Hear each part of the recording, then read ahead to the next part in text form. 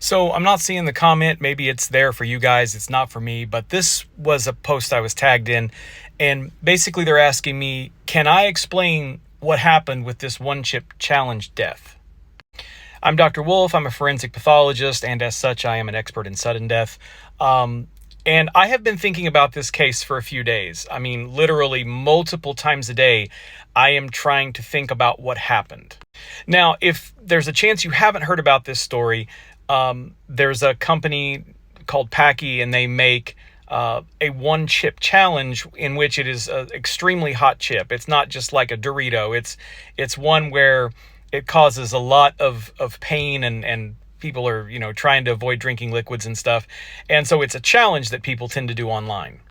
Well, this young man, 14 years old, apparently ate the chip and really had a rough time with it, went to the nurse's office at school, felt better, went home, and then he actually died at home. This is the first such case that we know of, and I have been running through my head trying to think of explanations or mechanisms for this. So what I'm saying is purely speculation based on perhaps similar physiologic events that I can think of. The first thing that I think everyone thinks of in this situation is, could this be some kind of allergic reaction? Could he have had some kind of allergic reaction to a spice or something within the chip? I don't feel strongly about that, because when we think about allergic reactions in this sense, they usually develop extreme shortness of breath, and then they don't necessarily feel good and then go on with their day and then die later. I mean, usually it's a pretty acute process. So I guess my mind has come to two explanations. Well, there's a third one, but let's just do the two. One is that somehow this chip, the process of experiencing this extreme heat overstimulated the vagus nerve. And the vagus nerve is a nerve that actually controls things like heart rate. And perhaps this process produced an arrhythmia. The second is something that we see in diseases like pheochromocytoma, which is like a catecholamine toxicity. We also see this in so-called broken heart syndrome, or that's proposed mechanism of broken heart syndrome, is that basically what happens is your adrenal glands flood your bloodstream with tons and tons of what's called catecholamines. This would be like epinephrine and norepinephrine.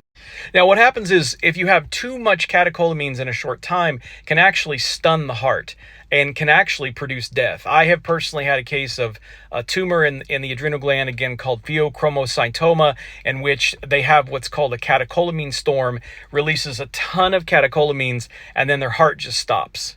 So could this be, once again, an arrhythmic process or a process of myocardial stunning due to this extreme amount of catecholamines? And if you think about it, that might make a little bit of sense because of the amount of stress and pain and anxiety that chip might produce if it's too hot for a person.